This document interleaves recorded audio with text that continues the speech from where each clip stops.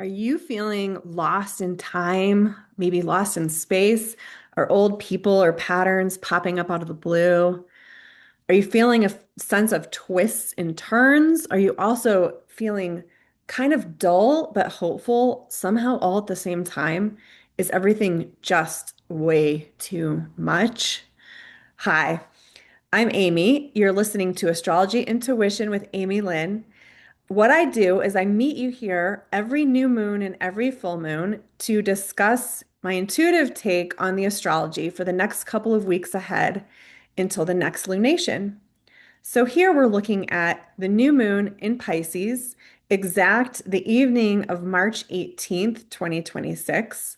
What I like to do is start with the broad energy, like what's actually happening and what we can do with it. I bring in my background as a psychotherapist and how to use this energy for growth, for personal reflection, for choosing your path, choosing your reality so that you can show up in more of your wholeness. Be here in your wholeheartedness to hopefully create a better and higher consciousness in humanity on the planet.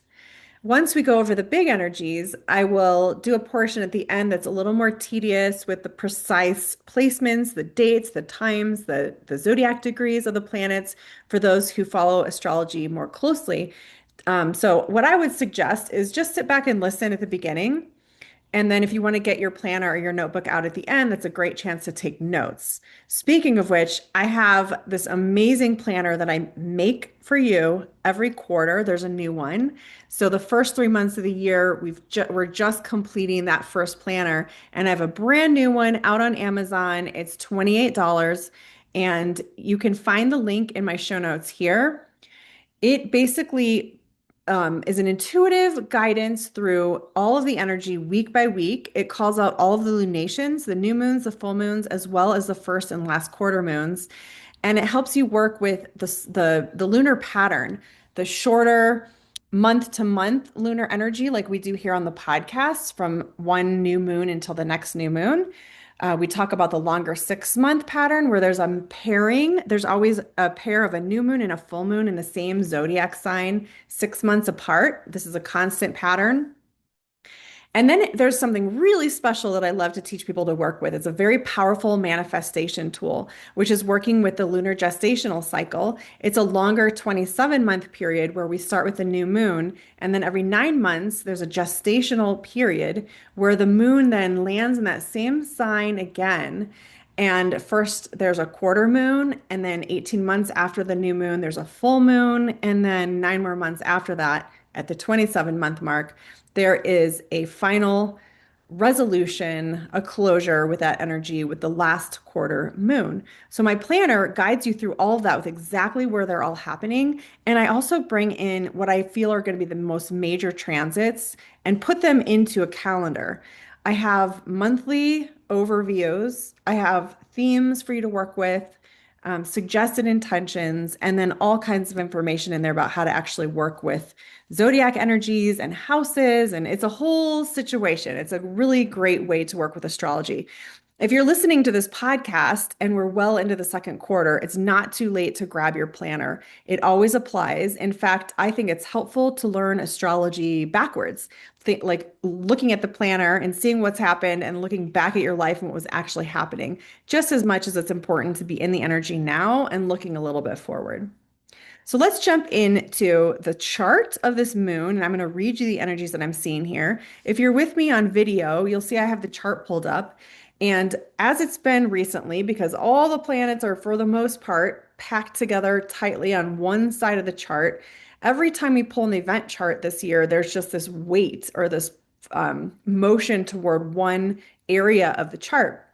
And where this is especially um, just chock full as in Pisces and Aries.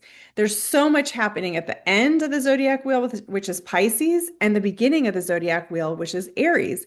So there's this constant feeling of something ending and something beginning. And it's just like this looping, constant. I mean, always every ending is a beginning, and every beginning will have an ending, and there's always the cycling in life. But we're just getting this in the planetary transits, like nonstop blast of something's gotta finish out, something's gotta end, something new is coming. And it feels like we're constantly trying to regulate the space of kind of what to even do with that. Like how do you make a choice? How do you know what you can kind of trust and expect? What's real here when there's still so many things closing out that we aren't yet aware are closing out. So it's definitely this new era, the very early verge of a new era kind of energy that's here. I do not blame you if that alone is making you feel flatlined or exhausted. It's a lot to carry and hold that. On the collective, I think it's a positive thing to feel the sense that something could be different. But we're also getting how the old paradigm is still alive and well. The old paradigm of war and global powers and secrecy and all these things that are happening in our collective right now globally, it hasn't ended. Hate hasn't ended. But there's this also surge of so many new and creative and powerful elements of humanity showing up, rising up. Um, I think you can feel how there's that on the verge energy. That's what I want to just keep saying. We're just on the verge. I feel like I've been saying that for, I don't know, probably a couple of years now, but really especially now. You may remember back in late February, we had both Saturn and Neptune having just started the zodiac wheel again in early Aries at the 0 degree point have a conjunction, and we're still really feeling the reverberation of what is going to be this new era. Those are outer planets that spend a great deal of time, years in one sign. So they kind of hang out there and reshape it, especially Neptune, which will be in Aries until 2039. So we're still at the just very, very beginning stages of getting an understanding of what this new Earth energy, this higher consciousness in humanity, what this could be. So I just want to say to you, like, keep the faith, keep going, see the world through the light of what it could be. Be in the signal of love yourself and bring peace, harmony, and love out into the world. Be kind, take care of your people, do good things for humans. Do not fall into traps of fear. Do not fall into traps of self-righteousness. Those are going to be the downfall of what keeps us in these old energies longer. So, your task is to seek for love and be in love and a loving space, no matter how triggered you are, no matter how tired you are, keep showing up.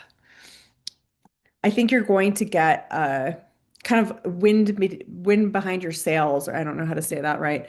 There's a surge of independent, individualized kind of self energy that comes every time we have the spring equinox and the Aries equinox, which is coming up on the 20th here. And I think that we're going to be able to take the tail end of this feeling of being just exhausted and waiting and not knowing, and this kind of the tail end of how Pisces season feels has that quality to it. And it just makes us kind of peace out or, scroll or binge watch or whatever we're doing with our unconscious selves.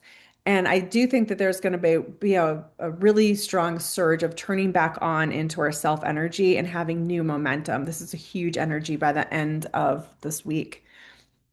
There's a lot of shadow stuff still hanging out. For the purposes, shadow is always here, by the way. Shadow does not mean bad. It just means what we're not seeing. And that's in regard to the self and in regard to collective energies as well. So, what you can do is work with your own shadow energy, meaning what you have not yet explored within yourself. It's like a fun, exciting, this is me as a therapist. Of course, I think this is fun and exciting to look at all the dark corners that haven't, where you haven't shined the light, where you haven't paid attention, and just see what's there. You can get that through dreams. You can get that through art making. You can get that through doing actual shadow work, meditations with that. Um, but really, what we're talking about is bringing more of yourself into the light so that you are more aware of yourself and able to keep yourself from being triggered into fear or self-righteousness or projection or blame, like all these ugly frequencies that just keep us on the same hamster wheel of all the problems that we have here in the world. So, and I'm seeing that in the chart. If you're with me on the video, all the planets, I pulled this chart for where I am here in Colorado, and all the planets are in the shadow side of the chart off to the right, just kind of pulling focus there. This does have the sensation to me like things are still coming up and out, like a lot more of the darkness and the like I just want to say evil, like the evil energies that have been allowed, protected here on the planet, um, are going to be coming to light. What else do I want to tell you here? There's so much to say about April, and we're not there yet. Okay. We're still in March. Like, let's enjoy the fact that we still have what, 10-ish more days in the month of March. And we're just starting to enter spring here in the Northern Hemisphere. The equinox is on the 20th this year. It's the same day that Mercury stations direct. Yay. There's such a forward momentum. April is charged and full steam ahead kind of energy, but we have a little bit of time that might, you might have an impatience in you, but if you can orient to there's not going to be enough time to do all the things really soon. It's going to be an everything all at once kind of energy in a matter of like a week. If you can understand that, this is like, I think a lot about like the period of time before you have a baby and you sort of, you're exhausted and you're tired and you just want to put your feet up, but there's like so much to do and you're trying to get ready, but like the baby's not here yet and you don't really know when it's coming and what to expect. But the best thing you can really do in that time frame is to just be present to yourself because pretty soon your attention and your energy is going to be completely hijacked by something else, someone else. That's, you know, maybe a bad metaphor, but the idea is you have a chance to settle in your own system here before it's going to be much harder to grab the time to do that. There's a lot, if you're someone who really can connect to higher dimensions and galactic energies, being your higher mind, your higher consciousness, there's a lot of planetary connection right now to Sirius, our spiritual sun, and to the Pleiades, which is like a benevolent constellation of there's beings who support us here on the earth. Pleiadians especially connect from how I interpret them is to be very much in the spirit of unconditional love, kind of the love of a good enough parent, that kind of energy. They very much want, um, like, have a feeling of wanting what's best for us in the best, most loving way, and a very generous, generative kind of energy. Sirius has the energy of something so much bigger than yourself, and that there's this spiritual, universal oneness that's beyond anything we can understand here on this planet. And so both of those bigger galactic energies are really big right now. I think I talked to you before about whenever Mercury is retrograde, which it has been for the last few weeks, we get a chance to slow down our interoceptive senses and all of our clairs. So the ability to perceive through extrasensory abilities, which all of you definitely have. So if you've had a little more intuitive hits, some psychic knowing, pure, unfiltered telepathy, I would be expecting that to be coming through for you right now.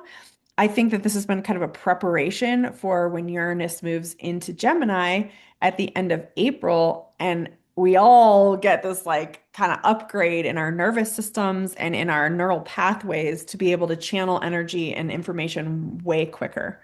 It's like a brain upgrade that's kind of slowly starting to happen. Also, if you're tired or your sleep is dysregulated, I think that's part of what's happening there. We still have Jupiter, a benefic, lovely, big, expansive energy hanging out at the middle degrees of Cancer, bringing us, um, like to me, the idea of Jupiter at 15 degrees of Cancer is like the idea that there is enough, that you are enough, that there is enough for everyone, that if we all just shared and took care of each other, there's plenty. Like it's a feeling of like collective plentiness. I don't know if that's a word, but that would be another thing to kind of sit with and hold in meditation and hold in your mind and your imagination is the idea of everyone having enough, what that would feel like. how that would change the world. Let's see. There's is a sense too of there's a lot of North Node stuff happening. Mercury is actually hanging out with the North Node right now as Mercury is stationing and slowing down right around 8-ish degrees of Pisces. The North Node is about our sense of karmic purpose or like the things to me it feels like that which we are compelled to do no matter what our thinking mind tells us. And I mean that like life purpose, direction, what you're called to, that kind of energy. There can be like a fatedness or a destiny kind of quality that could be coming up. So there's a chance you may have even had encounters, experiences, run into people where there's just more of that kind of destiny quality, or like, this feels like a little more special or deep, or I've known you a long time, or those kinds of energies might be present. And then I think I'm going to go ahead and switch to the detailed astrology and give you the dates and the degrees and stuff. But this is pretty much the energy until we get to the full moon in Libra on April 1st. We still have this pattern of the month starting with the blast of the full moon, like everything's illuminated right at the beginning of the month. Um, I'm thinking of what else I could help you with as far as working with these energies. I mean, again, just being where your feet are. That's a great way to think about things right now. Giving yourself what your nervous system needs: rest, water, salt, regulation, sleep, like the basic things to really help you over um, what feels like this lull into just I don't know, it's like a race car taking off. It's like, you're sitting in the passenger seat and you don't realize that the driver is going to gun it. And all of a sudden you're like pressed with inertia against the seat behind you. Like it's kind of like, whoa. So, like, what would you need in your system to be ready for someone to hit the accelerator like that? That would be a question for yourself. Let's talk over the energies and where they're happening. Okay. I'm trying to make this more organized for you so that I'm going to tell you first the degrees that are really kind of impacted, like where we're going to feel things, so you can get your chart out and kind of note and highlight those degrees. And then I'll go through more of the why. So, the biggest degree points that we're really feeling and working with right now, we're still at that Aries 0 degree point. First few degrees of Aries and all the cardinal signs, Cancer, Libra, and Capricorn. We're still working with the cardinal signs mid degrees because of that Jupiter hanging out there. So same signs, but mid degrees, let's say 13 to 17 degrees or so. I'm going to say there's also support in the water signs at mid degrees. So we're talking about Cancer, Scorpio, and Pisces all getting support mid degrees. I'm seeing it also as lean on that part of your chart. Like if you're feeling like you need a boost, lean on the part of your chart where there's mid degrees of water. What do you have there? What houses do you have there? What planets or points do you have there? And how can you use that for support for yourself? Another area that we have really coming up is the tail end of Earth signs. We have Uranus coming to the last, so this is the last month that we're going to have Uranus at the end of Taurus. So that is big. Uranus is always obvious wherever it goes in the chart. But at the tail end, at the anaretic degree of an Earth sign, we're going to be feeling this. We are going to be feeling this. So the end of the fixed signs into the early like first degree of the mutable signs are all going to be squared by that energy of Uranus starting to move forward. Uranus is going to move into Gemini April 25th, which then puts us into the early degrees of mutable signs where we're going to get that rocking and rolling, awakening kind of energy. So we're talking about 28 degrees to 29 degrees of all of the fixed signs, where that's Taurus, Leo, Scorpio, and Aquarius. And then we're talking about 0, 1, maybe 2 degrees of all the mutable signs. It's Gemini, Virgo, Sagittarius, and Pisces. And there's going to be more of a supportive flow in the energies that Uranus is trining, which is going to be first trining Earth and then trining air. So the trines are like there's flow. So whatever Uranus shakes loose, you can go with it. You can just, it's a smooth ride, go with the change when it's happening in late degrees of Earth or very early degrees of air. Oh, I forgot one thing I wanted to tell you. I can't believe I forgot this. The new moon in Pisces, this actually, I can't believe I forgot this because anytime I'm talking about Pisces or Neptune, all my students know this about me. I lose track of things. I'm rambly. I say the wrong words. It's like I really get lost in the Pisces energy of the everythingness and like not being in my body and present, which is like shadow energy of Pisces. Anyway, what was I going to tell you?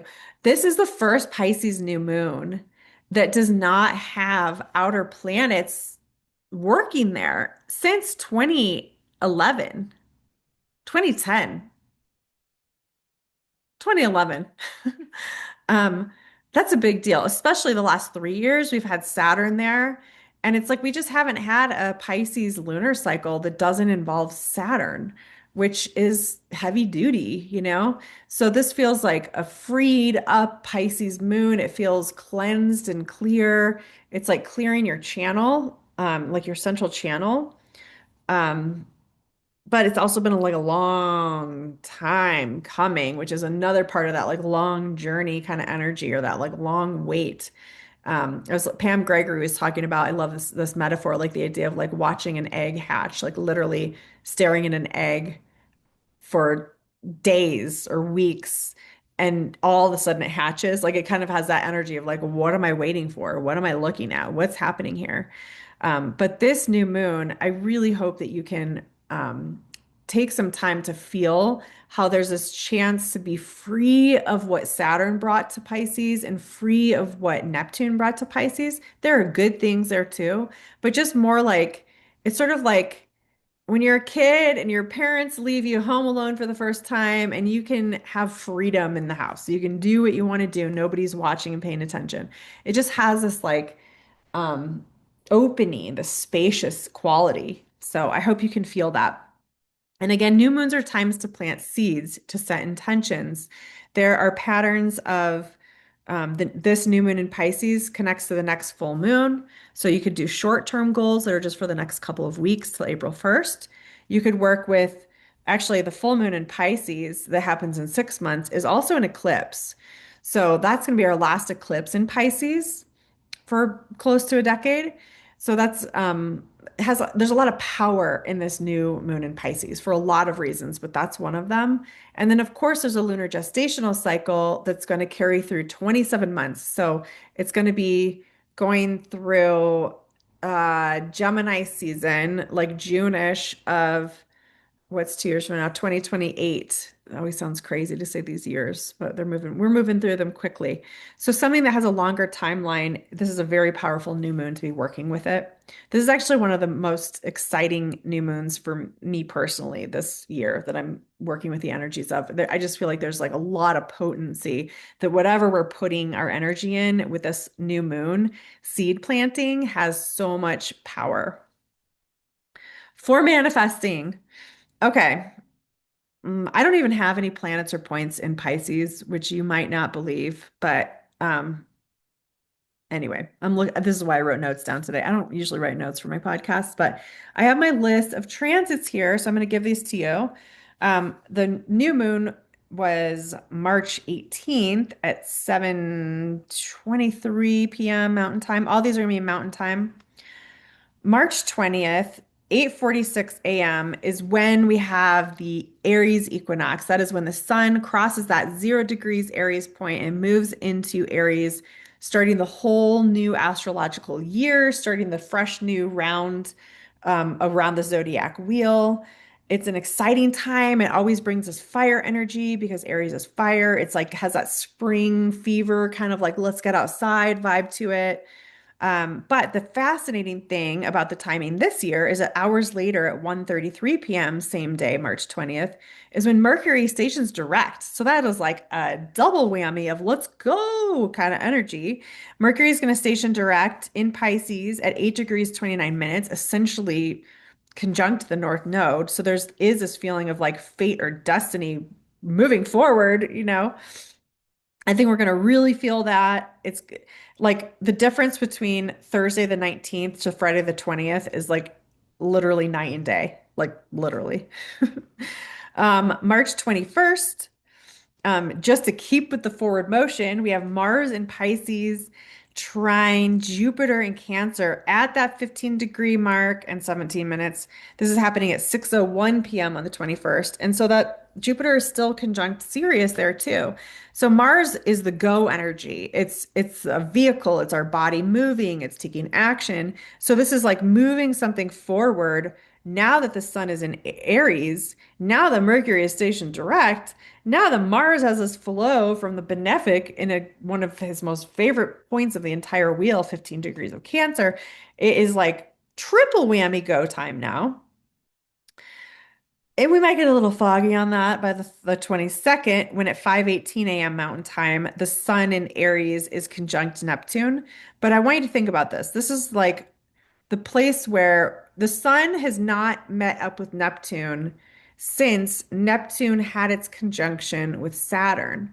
Now, remember, I talked, I think it was last time, about Saturn kind of like coming out of the medicine journey and just having like a more softer masculine, like a more embodied sacred masculine quality, and Neptune being like the spiritual, sorcerer kind of magic energy. And they've been working together at this fresh 0 degree point of the entire wheel. Like, what is possible? What is the new dream of humanity and the earth?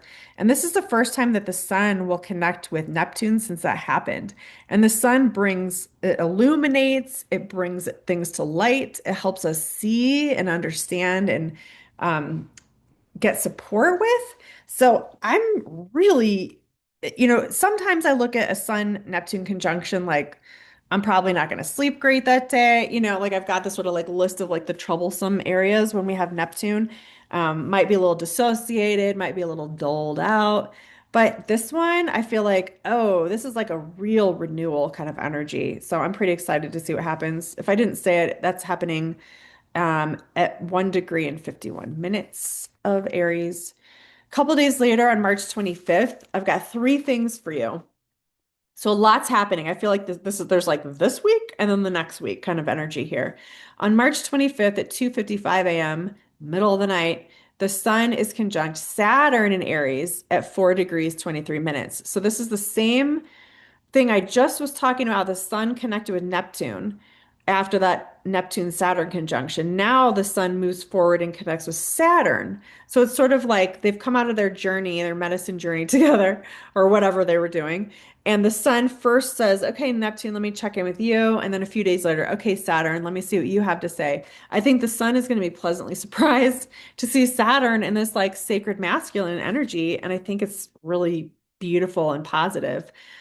Um, that energy typically, if it's happening like anywhere in the chart, it can feel like a no, or like, a sh great shadow comes over the land for a second. Like Saturn's kind of like, hang on, be realistic here. Like it has this quality of like pull back. But I just don't feel like it's going to be like that with this positioning and with this timing. We'll see. Let me know. Comment here, reach out to me, tell me how this day goes for you. There's going to be other energies happening, so it might be hard to kind of parse out what's what. Later at 12:16 p.m., the sun in Aries is going to sextile Pluto in Aquarius at 5 degrees and 6 minutes. Pluto has not gotten that deep into Aquarius yet and had this sun Pluto. This happens every year. The sun is conjunct Pluto once, but it has not happened this far into Aquarius in 249 years. So I think it will be interesting to see what's more deeply transforming. And again, Pluto has that discovery energy to it, which I think is big right now in the collective. So what is going to be discovered? What is going to come to the surface? It has that energy, but there's something um like there's like a softness because of what I've been describing with the Neptune Saturn reinvention and like progression, like higher consciousness. There's something about this discovery energy that feels like it can really lift us up. Like a lot of times discoveries can be alarming or whatever, like, have negative reverberations.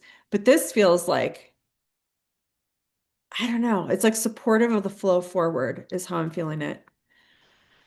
118, we have a first quarter moon in Cancer.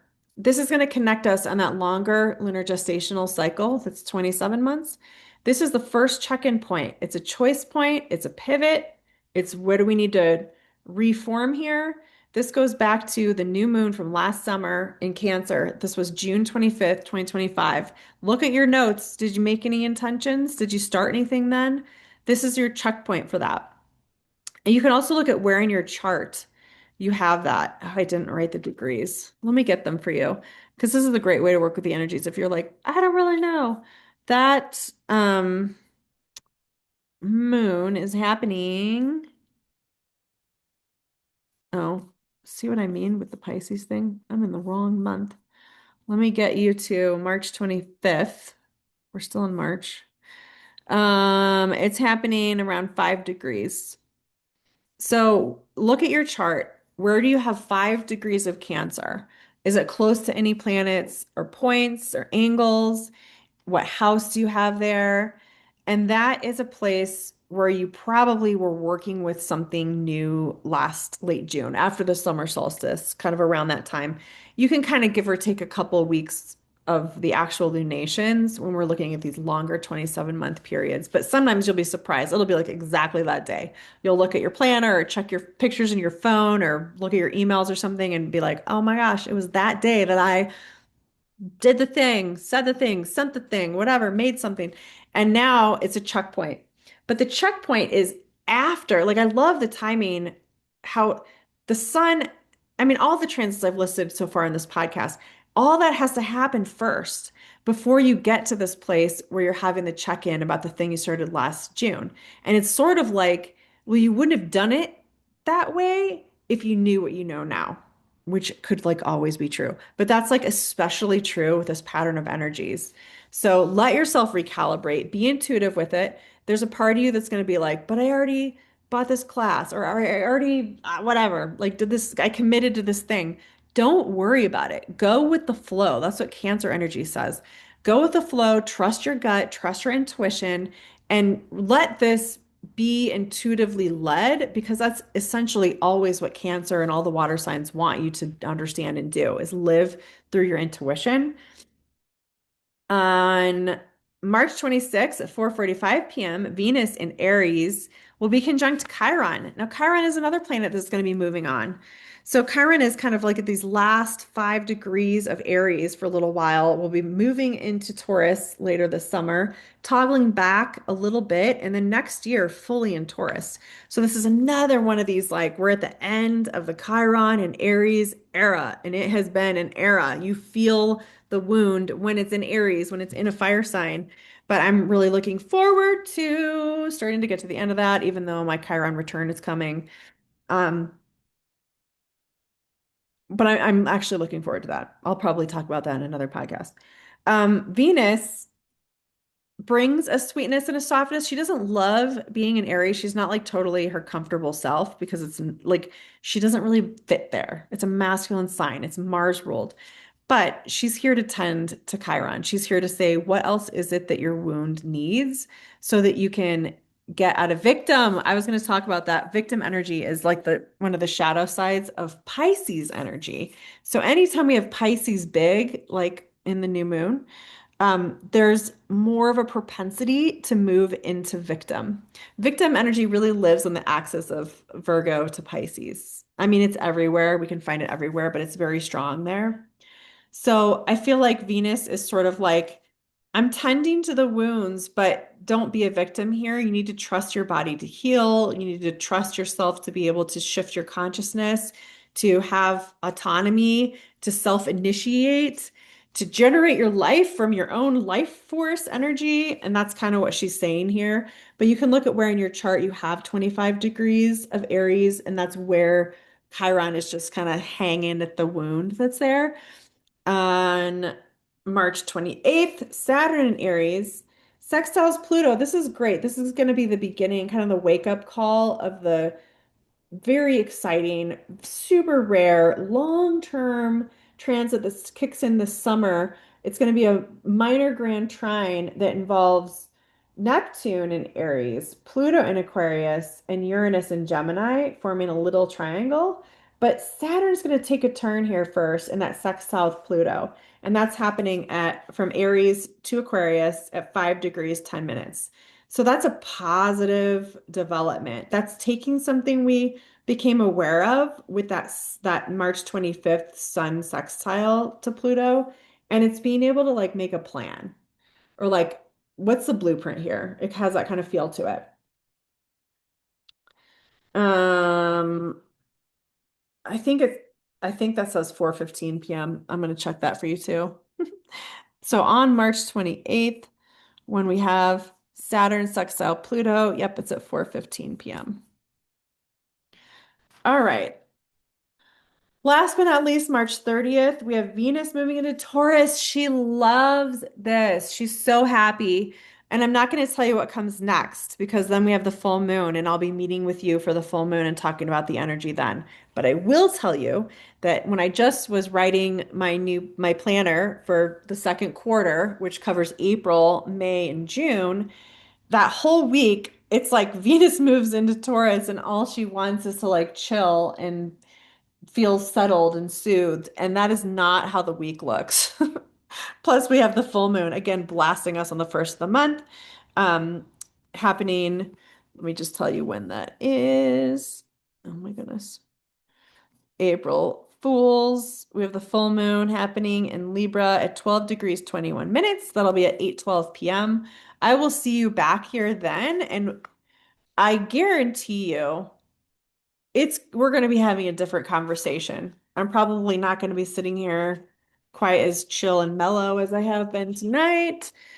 Just because the energy's picking up. We're going to be in fire. We're going to be in go, go, go. We're going to be in forward motion. I can't wait to hear the developments that are great for you and for the world. Even if things are rocky and shaky and difficult and charged at first, we can only get through this together. We only have ourselves and each other. So please take care of yourself, take care of your people, take care of your heart.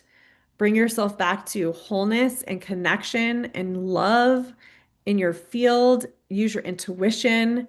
Get out of your thinking head. Get out of your anger. Get out of your fear states. Get out of your victim consciousness and be here. Be with us as we bring this new consciousness to the earth. I'm here for it.